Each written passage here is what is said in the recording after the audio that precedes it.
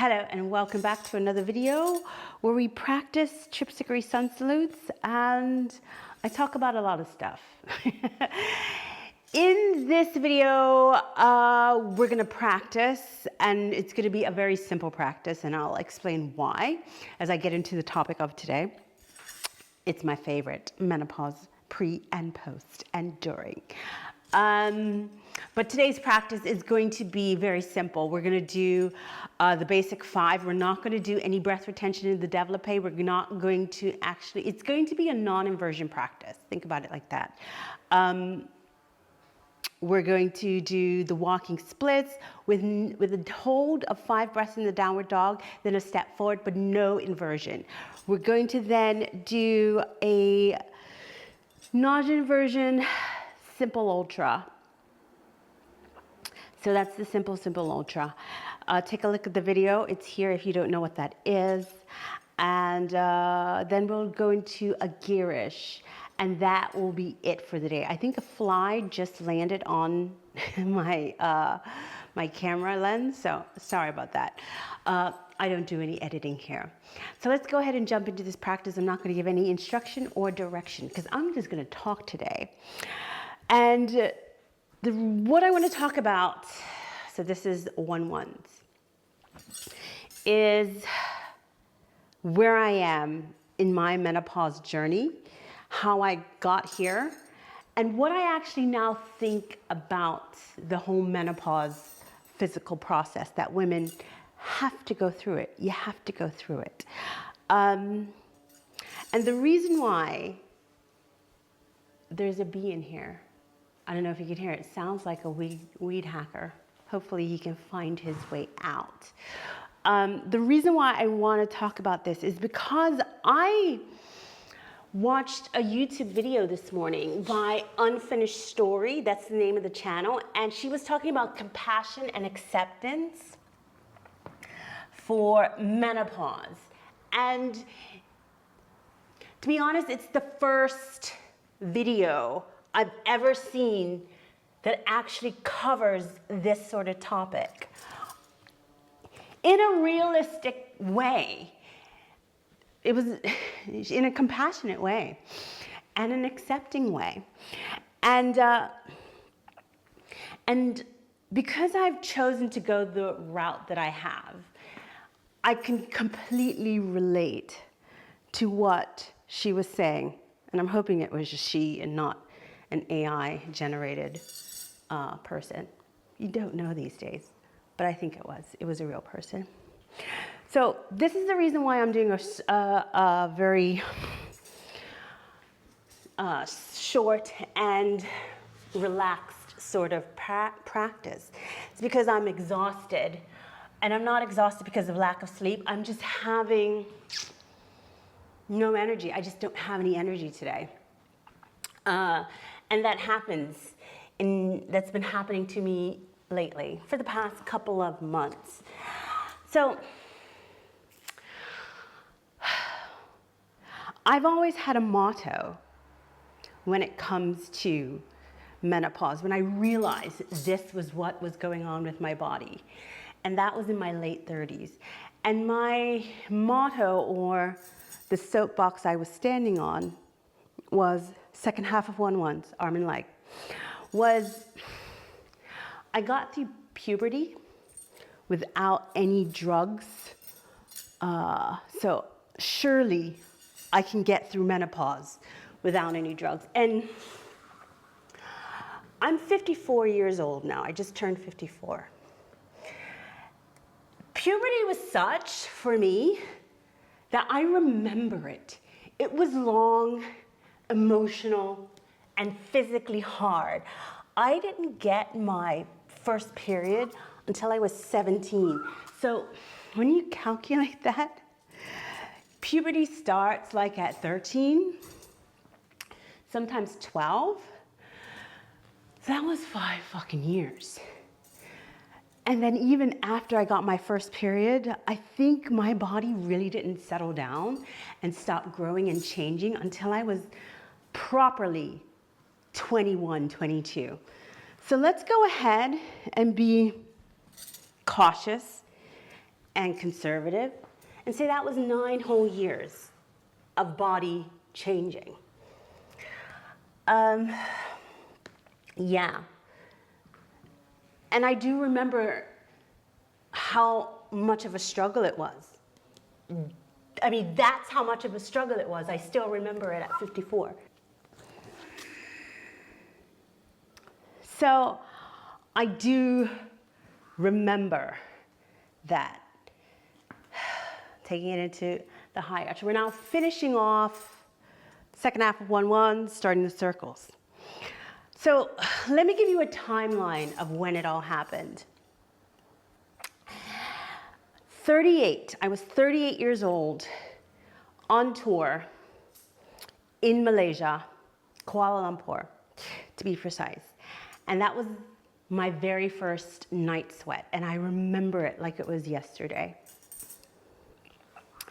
I woke up like at 2 or 3 in the morning, drenched, like I had just stepped out of the shower. Everything was wet, and everything down to even the hotel mattress. Like I had sweated through the sheets into the mattress. And I remember being so concerned because I was like, what is this? Do I have cancer? Like I was just like, what's going on with my body? So that was 38 years old. 45, that was the weight gain. And so when I say when the symptoms started, it wasn't like a one-off and then it went away. That's when it became like a regular thing. 45 was the weight gain. I remember this because I remember in January, on the second circle, in January, I weighed myself at the beginning of the year because I always do that, and I was 125 pounds. And then in February, I was 133. And then by summer, I was 138. And then by the end of the year, I was 140. And then the next following January, I was 145 pounds. 20 pounds in 1 year. Now, shit, have I done the same leg? No, I'm doing the other leg, yeah. I have to concentrate. So that was devastating for me, and I've stayed there. I'm 145 now. I'm 20 pounds heavier than when I was 10 years ago, 9 years ago. I was 45, I'm 54. Finishing off the circles, we're gonna do the développé. Remember, there's no retention, just go straight into it. And I've leveled out there. Now, you can say, oh, well, you should have dieted, whatever. I did. I had a regime that I did to keep me at 125. And I'll probably insert a picture here to show you what I looked like at 125 at 44, 45 years old. And it wasn't hard, meaning I never struggled to maintain weight. I just did because of the job I had. I used to be with my ex-husband, my then husband, a yoga teacher, performer, demonstrator. And I say yoga, but it was advanced yoga. And we didn't have days off. I lived and worked like a professional athlete. Yeah. Left side, développé. So I kept a very close check on what I did eat, just because you kind of have to. When you're working like that, you can't really do that on a full stomach. So I never really ate heavy until dinner. That was like my big meal. And I ate. I mean, I ate. I never went to bed hungry. So I knew how to manage my weight at 125. And I kept doing that. Nothing changed. But I just put on 20 pounds within the span of 13 to 14 months. And I could not lose it. And I tried to lose it. I tried to lose it by water fasting. And I would lose some of it, definitely not all of it. But as soon as I start eating, it'll come back. Anyway, sticking with the timeline. 46 years old, that was my first daytime hot flush. And I remember that very vividly as well. Oh, what am I doing? Yeah, we're in the can-do. So, very first hot flush. I was at this evening event. Well, I was dancing, swing dancing, because that's kind of my thing. And I remember I was sweating like a pig. And I wasn't even dancing. I was like taking a break, talking to people outside. And it was in the middle of winter. It was December. I swear it was the fucking coldest winter I've ever experienced. And I was standing outside and sweat was dripping from my chin. I had crotch stains, armpit stains, back of the knee stains, inside elbow stains. It was ridiculous. And people were looking at me because they were outside to smoke and they were freezing. And they were like, what the fuck?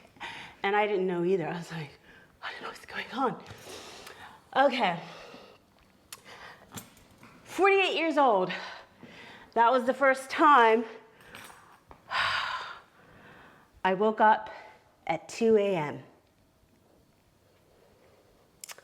because of a night sweat. And then I couldn't get back to sleep until about 6:30.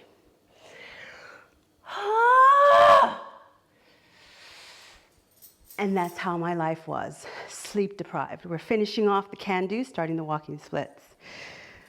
Okay, 50 years old, so 4 years ago. 4 years ago. That was the end of my period. I literally turned 50. The next day, I had a period, and then I didn't have any more for the rest of my life.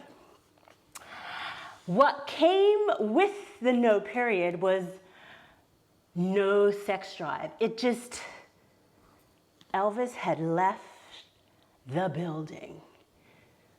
It wasn't there at all. And I'd had a very huge sex drive before, to the point where I felt like this was a cosmic joke. And since 50 years old, I've been battling with various symptoms on and off. Sometimes with intensity. When I say on and off, I mean they didn't go away completely. It was just sometimes they were stronger, sometimes they were lesser, but they just always kept.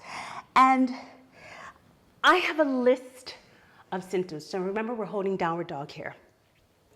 So weight gain, I've talked about that. Sleep, gone.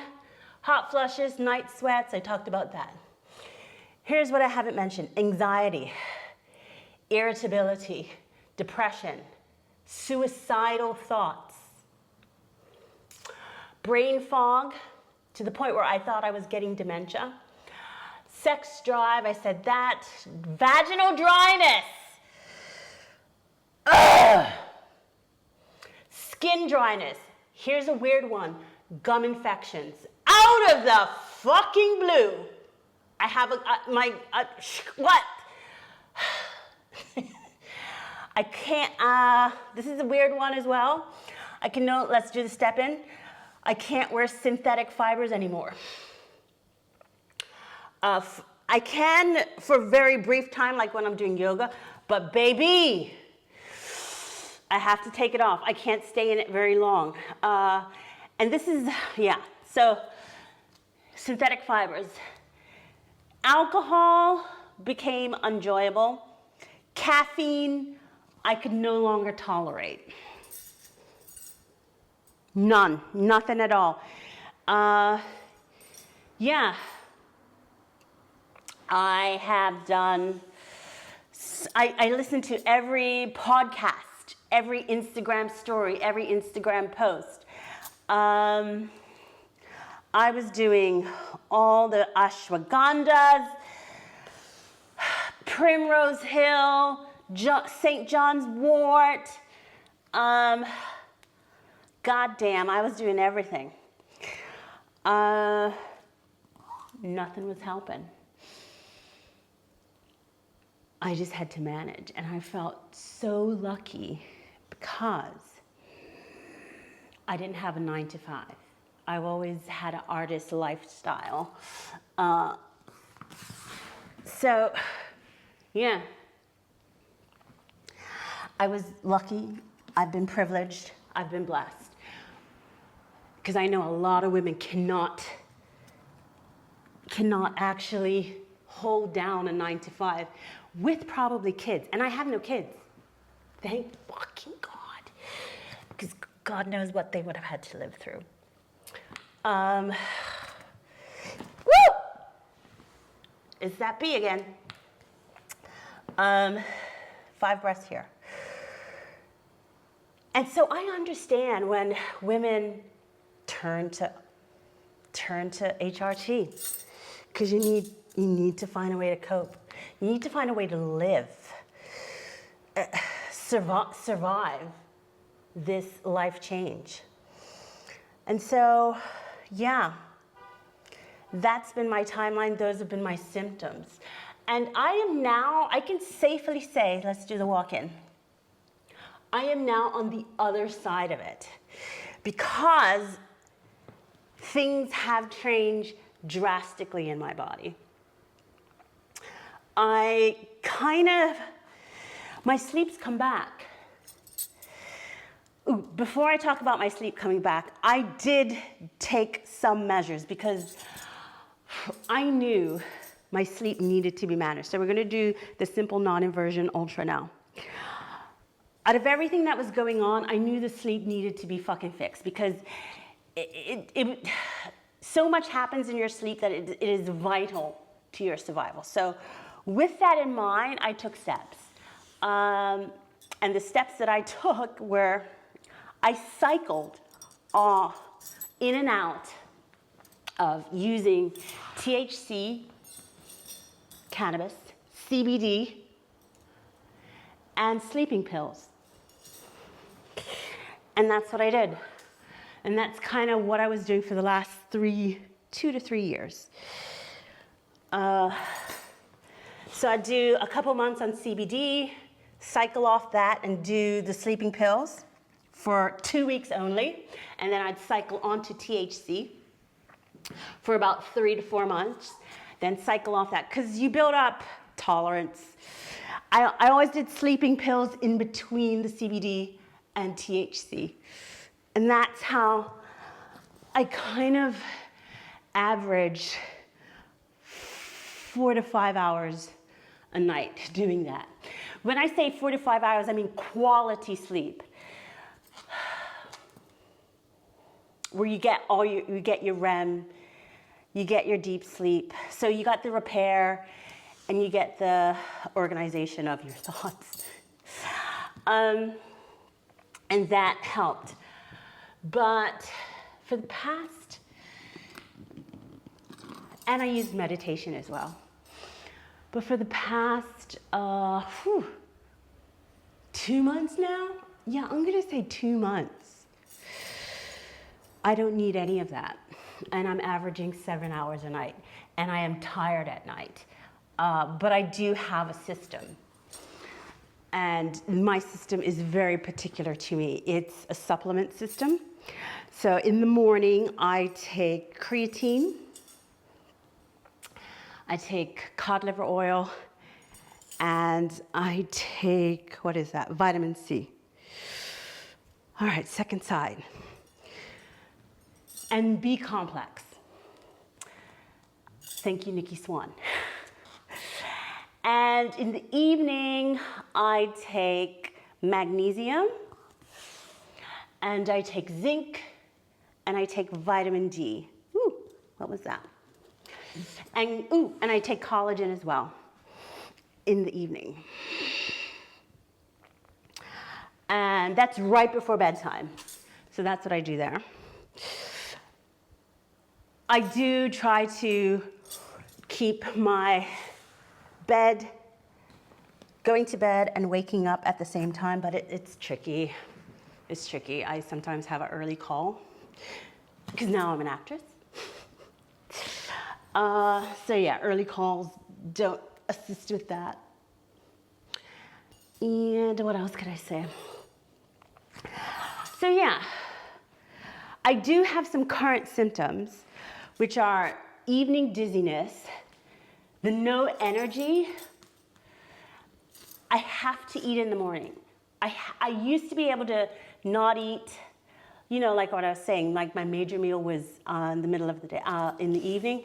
Now I actually have to eat in the morning within 2 hours of getting up. If not, I crash and I have no energy and I feel sick, really sick. I can't do cardio now. If I do cardio, I break out in hives. And I've even tried doing the 4-on-4, where you know, because it's for heart health. You know, if you do 4 minutes of hard cardio and then you rest for 4 minutes and then you do that cycle 4 times, I've tried that. Still, I break out in hives and it's uncomfortable. It's just not worth it. Maybe I'll grow out of that.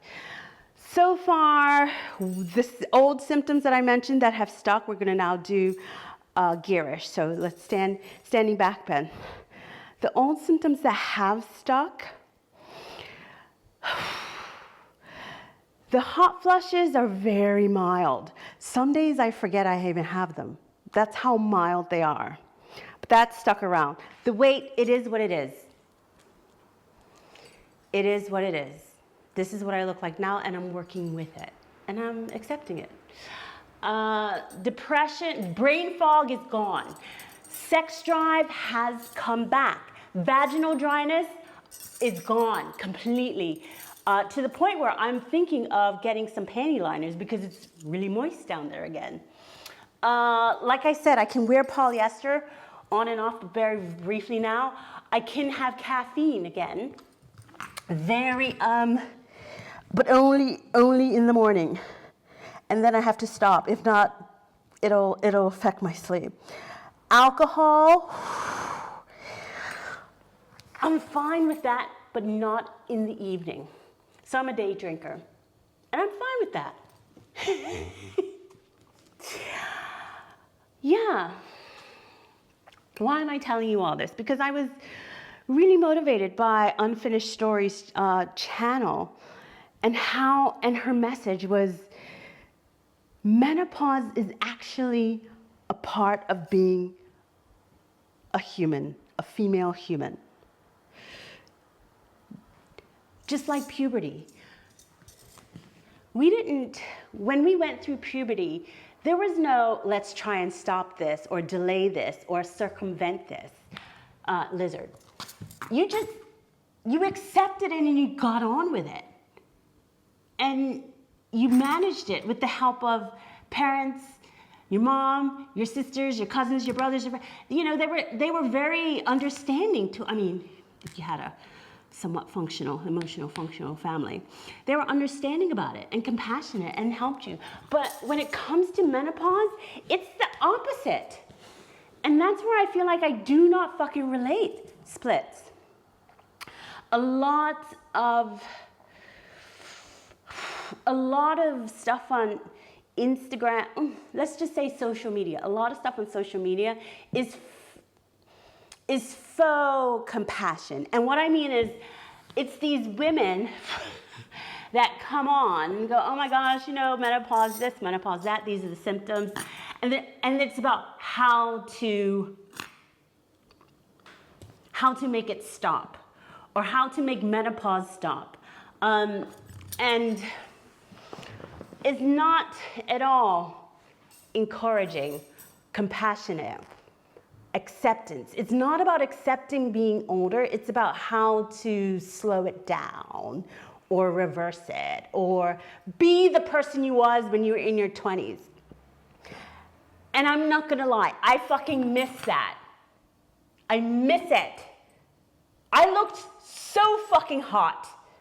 And I had the skin elasticity that was just there is I miss that shit. I miss everything that those hormones did for me back then. And what pisses me off is at the time, I didn't even appreciate it. I only appreciate it now. But that part of being a woman, a human, a female human is gone. It's past. And I have to let it go and embrace what I am now and accept what I am now and love what I am now. And that is the journey. Yeah. And I'm scared of HRT. Call me a pussy.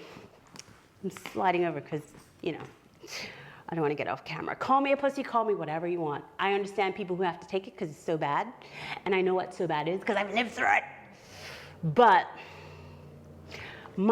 there are questions that can't be answered.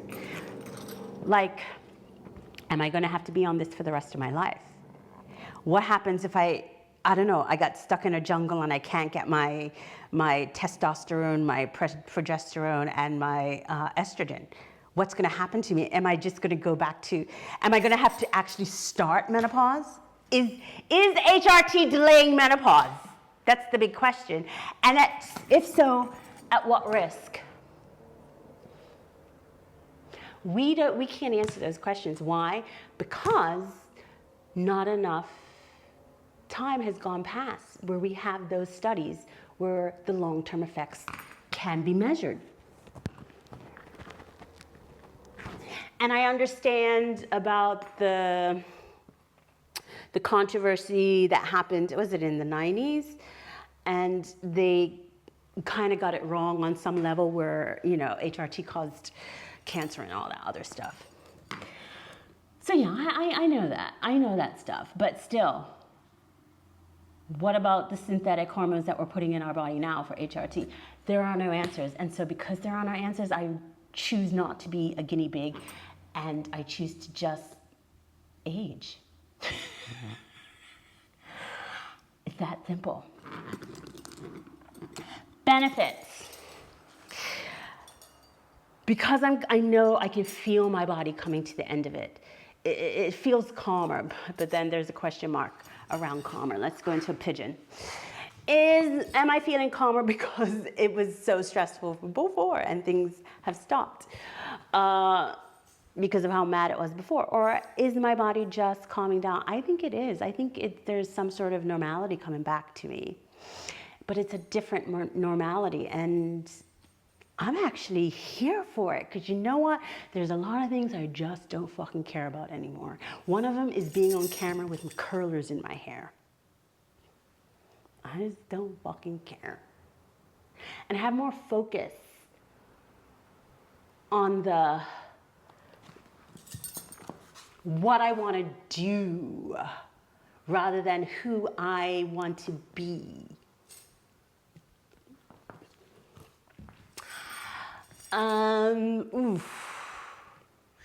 Yeah. I'm trying to see what side effects or casualties.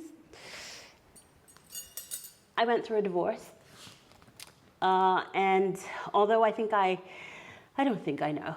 I know I needed to come out of what that relationship was. I mean, I'm still friends with my ex, Edward Clark, and but it's a different relationship. It's a better relationship. It's a relationship it's probably what it was always meant to be.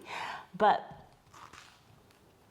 he was a bit of a casualty, and I apologize to him. Probably my current boyfriend as well. It's the irritability and it sometimes, and the anxiety. It's sometimes, and the depression. It borders on irrationality and crazy. Oh my God. I just called myself crazy. Don't let them do that. I have a new, I won't say regime, because regime sounds so harsh and inflexible. It's very flexible. One is I eat regularly now. I have to. Like I said, if I don't have breakfast, it's not that I don't get grumpy, I get sick. Like my body needs to eat within a 12-hour period after the last evening meal. It just has to, it needs it. Accepting that this is my body now, and I'm no longer trying to lose weight or trying to look like I did 20 years ago. All right, let's do the other side. Here we go.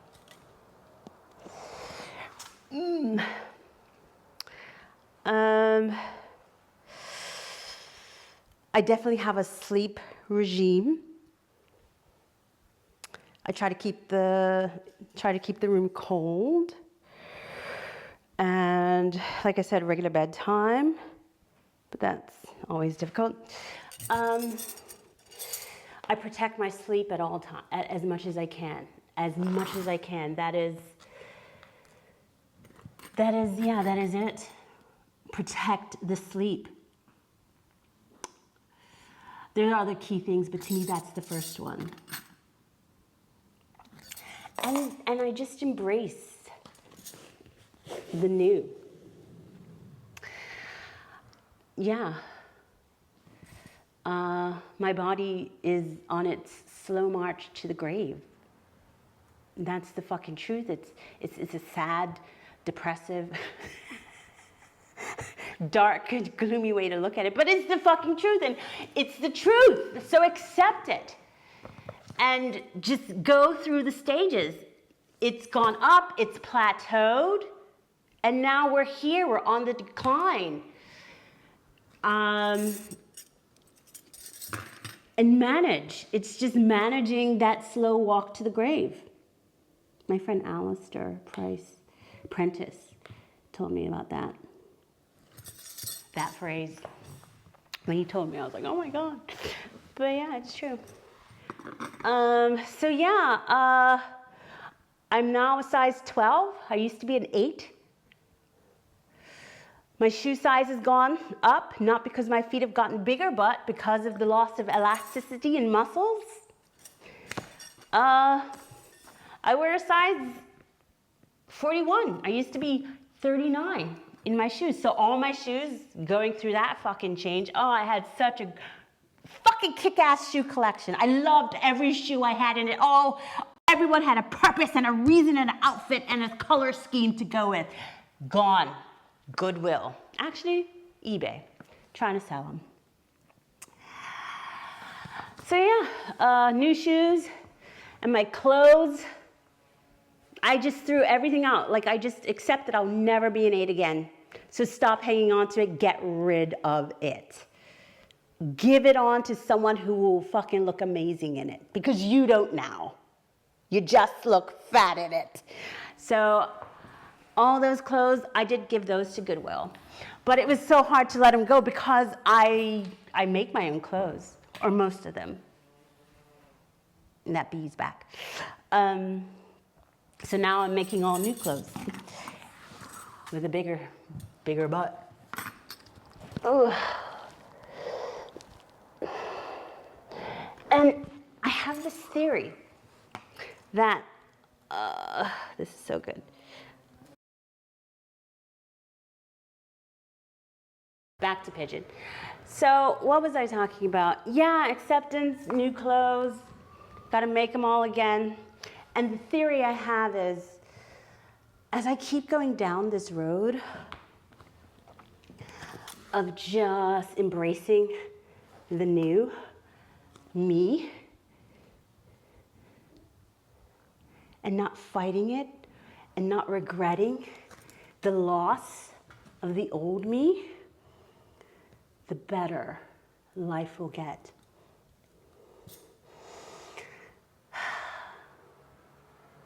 Yeah.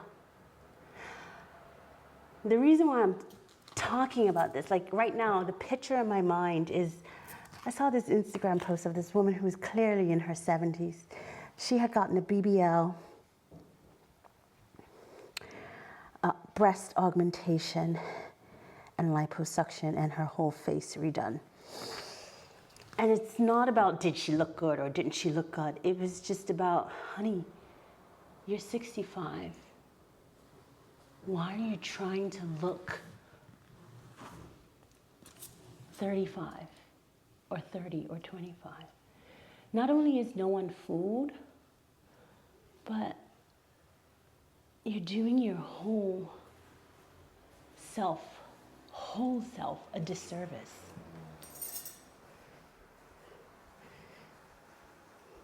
You're not really living in the moment. And that just seems so sad that at 65, you haven't gotten to that understanding yet. Because time is running out.